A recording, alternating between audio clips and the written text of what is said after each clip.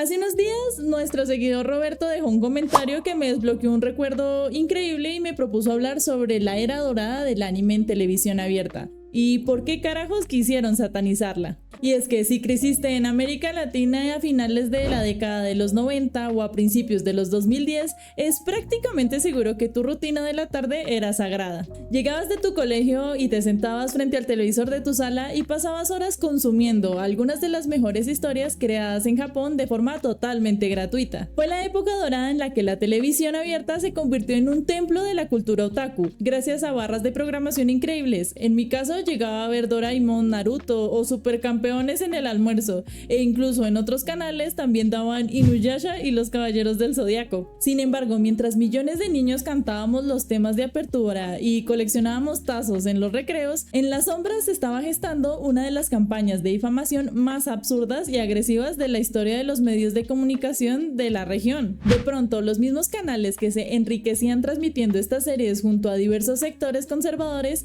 decidieron que el anime no era el entretenimiento sino un peligro social y un portal directo a la posesión demoníaca. Hoy vamos a desenterrar esa época de pánico moral colectivo, desmantelando los mitos más ridículos que asustaron a nuestros padres y revelando cómo el miedo terminó convirtiéndose en un negocio redondo para las televisoras de todo el continente. La conquista de la animación japonesa. Para comprender la intensidad de la campaña de desprestigio que sufrió la animación japonesa, primero tenemos que entender las decisiones de su éxito comercial. En los años 90, los canales de televisión abierta de toda Latinoamérica se toparon con una mina de oro sin precedentes. Comprar licencias de anime resultaba increíblemente barato en comparación con las producciones norteamericanas, y el impacto en la audiencia joven fue inmediato. No estábamos ante caricaturas sencillas con tramas predecibles. El anime ofrecía narrativas continuas, personajes que experimentaban un crecimiento real y dilemas morales complejos que nos mantenían pegados a la pantalla tarde tras tarde. El fenómeno social fue tan masivo que redefinió por completo el entretenimiento infantil de la región. Veíamos las aventuras de Goku, las batallas de Senseiya Pegaso o las transformaciones de Sailor Moon, y se convirtieron en el tema de conversación obligatorio en todos los colegios. Los canales locales competían ferozmente por conseguir la última serie de moda, saturando la programación de nuestras tardes y creando una comunidad gigantesca de fanáticos. El anime había salido de los círculos de nicho para dominar la cultura popular de todo el continente, y fue precisamente esa pérdida de control sobre lo que consumía la juventud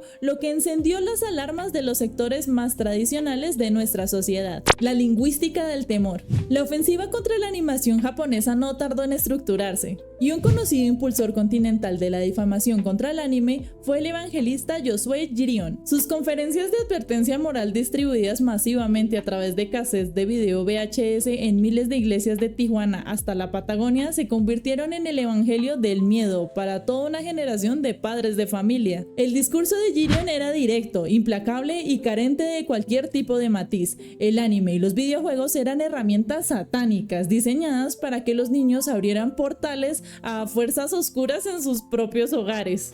La cúspide de este pánico colectivo ocurrió con la llegada de la fiebre de las criaturas de bolsillo. Según las declaraciones de Girion y las decenas de panfletos que comenzaron a repartirse a las afueras de los colegios, el nombre de Pikachu significaba textualmente "más poderoso que Dios" en el idioma japonés. Por supuesto, a nadie de las congregaciones le interesaba verificar que el nombre del ratón eléctrico más famoso de la historia es una simple onomatopeya japonesa, que combina el destello de la chispa Pika con el chillido de un roedor. Chu. Para el pánico moral de la precisión lingüística era lo de menos. La idea de que los niños invocaban demonios al jugar con tarjetas coleccionables se esparció como pólvora, provocando que miles de madres aterrorizadas por los sermones terminaran arrojando a la basura valiosas colecciones que hoy en día serían piezas históricas. Desinformación en horario estelar. Pronto la cruzada dejó de limitarse al público de las iglesias y fue adoptada con entusiasmo por las principales cadenas de televisión de la región, que vieron en el escándalo una fuente inagotable de sintonía. En varios países de Latinoamérica, las mismas televisoras que se enriquecían vendiendo espacios publicitarios durante las transmisiones de animación japonesa comenzaron a emitir reportajes de investigación que hoy resultan vergonzosos. En su afán de demostrar que el medio era una amenaza para la salud mental mental infantil, periodistas de televisión presentaron revistas para adultos de alto contenido erótico, afirmando falsamente que eso era material gráfico convencional que los niños consumían de camino a clases. Fue una de las campañas de desinformación y manipulación de la prensa más descaradas de la época. Los presentadores exponían estas publicaciones para adultos totalmente fuera de contexto, escandalizando a la audiencia con el único fin de crear polémica. Decidieron omitir de manera consciente que el mercado del manga en Japón tiene demografías y muy bien delimitadas por edades, y que esas obras de contenido maduro nunca estuvieron dirigidas a niños que veían caricaturas por la tarde. Lo irónico de la situación es que los mismos canales que se alarmaban por el bienestar ético de la infancia no tenían ningún problema en transmitir telenovelas con escenas explícitas y programas de espectáculos amarillistas en horarios aptos para todo público. No había un interés real por proteger a nadie. El único objetivo era generar rating fácil, apelando al morbo de las familias.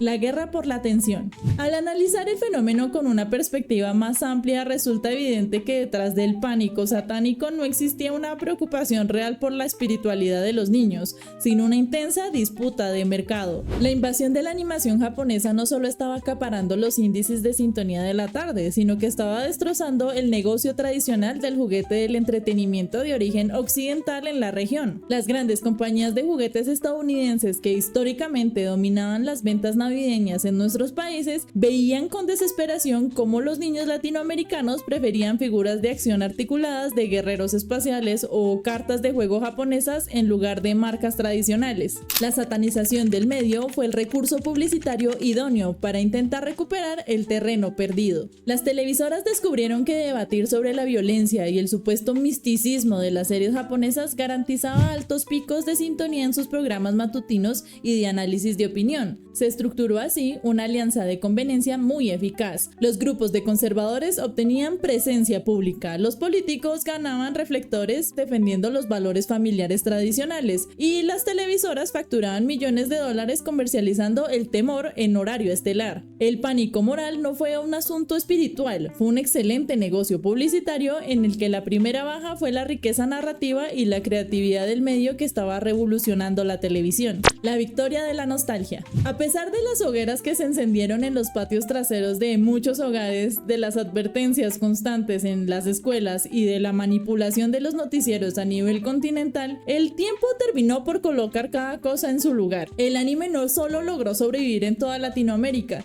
sino que se integró de forma permanente como uno de los pilares de identidad cultural de nuestra generación. Aquellos niños que fuimos señalados por ver supuestas animaciones demoníacas, somos hoy adultos, con un criterio propio que recordamos con humor e ironía la profunda ignorancia de quienes intentaron censurar nuestro entretenimiento. Aquella oleada de pánico moral de finales del siglo pasado fue únicamente la recreación defensiva y torpe de un sistema mediático tradicional que vio perder el monopolio de la atención juvenil frente al arte infinitamente más complejo, audaz y relevante. Ahora ustedes cuéntenme, ¿les tocó vivir este ambiente de censura o prohibición en sus hogares cuando eran niños? ¿Y cuál fue ese tazo, peluche o juguete que sus padres terminaron tirando a la basura por culpa de estas leyendas urbanas?